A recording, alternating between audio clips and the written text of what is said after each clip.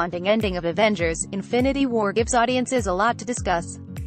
But one of the film's most exhilarating aspects is how little it talks about what might draw stares in public: an Avenger with a disability.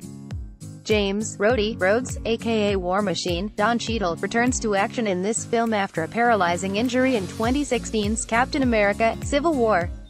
In the new Avengers movie, we first see him stand toe-to-toe with a hologram of Secretary of State Thaddeus Ross William Hurt during a tense conversation about the fresh hell facing our heroes. Later, he commands the air defense above Wakanda with Falcon Anthony Mackie while flying into the fray like the combat pilot we know him to be. Rhodes doesn't flinch, and he doesn't back away from a fight. Out of his armor, he wears high-tech orthotics, what my family calls spot legs, that help him move.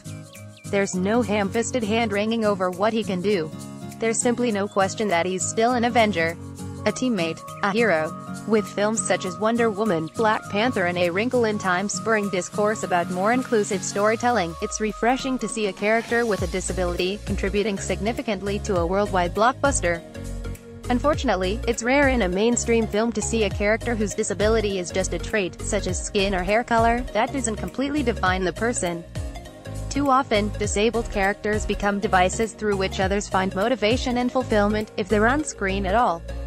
A 2015 report from the Centers for Disease Control and Prevention notes that 53 million adults in the United States, or about 22%, have some type of disability, including physical and cognitive issues. But that same year, just 2.4% of characters who spoke or had names in the top-grossing 100 domestic films had disabilities, according to the Media, Diversity and Social Change Initiative at USC Annenberg's School for Communication and Journalism. This is an issue close to my heart. My 8-year-old son has spina bifida, a birth defect of the spinal cord that commonly causes some form of paralysis. He walks with the help of forearm crutches and leg braces similar to Rhodey's. No blue lights on the sides courtesy of Stark Industries. He also uses a bright green wheelchair. I've often said that how he moves is such a small part of who he is that at times I think walking is overrated. He's more than his feet. But when you have a visible disability, you're often on display. Other people, especially children, act awkward or curious, with questions like, why does he have those? What happened to him? Are his legs broken? What's wrong with him? I try to be patient, but for that last one, I always say, nothing. To be fair, comics have portrayed people with disabilities as heroes. Daredevil, gifted with a type of echolocation and other heightened senses after radioactive chemicals blinded him, dives right into the action. Oracle, the former Batgirl who uses a wheelchair after being shot in the spine, provides Batman and the Birds of Prey with invaluable backup thanks to her photographic memory and hacking skills. The telepathic genius Charles Xavier, Professor X, also uses a wheelchair and has one of the most powerful minds in the Marvel Universe. But none of those characters have gear similar to my son and other children and adults like him, and none is in a property as high profile as an Avengers film. Seeing Rhodey alongside Black Panther, Chadwick Boseman, Captain America, Chris Evans, and the other heroes gives me goosebumps. It's that huge. The film doesn't treat disability as something other, something not understood or to be pitied. Similar to the Oscar-winning The Shape of Water, it shows a disabled person valued for who he is, as he is, not categorized by what he can and can't do. With this character, the MCU has taken great and graceful strides in representing disability. The end of Civil War set this tone, where Rhodey learned to walk with his new orthotics. He asked for Tony, Robert Downey Jr., to install some AC before he fell and acknowledged this is a bad beat.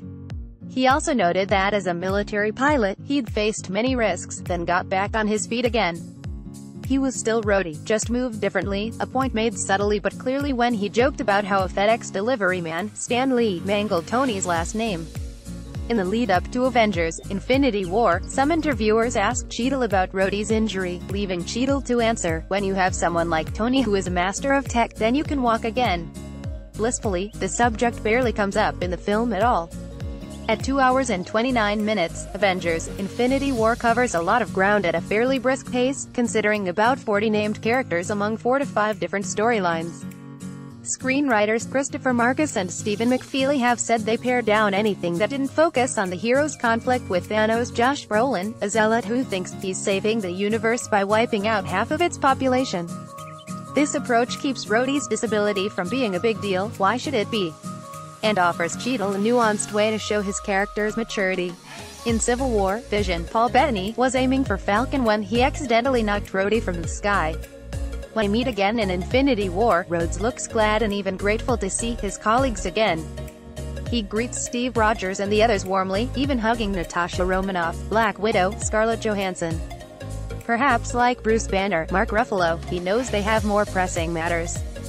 Banner says as much when he urges Tony early in the film to call Steve, no matter how hard they fell out, because a threat this big needs everyone they can muster. I like to think that Rhodey is like some people with disabilities who don't spend near as much time thinking about them as other people think they do. It is what it is, and he's on to other business. My son recognized War Machine flying high in the film's trailer instantly.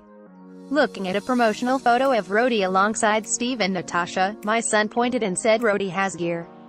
Like me. And after we sniffled our way past the film's stunned and heartbroken heroes at the end, he told me, I actually feel good that Rhodey is alive. Me too.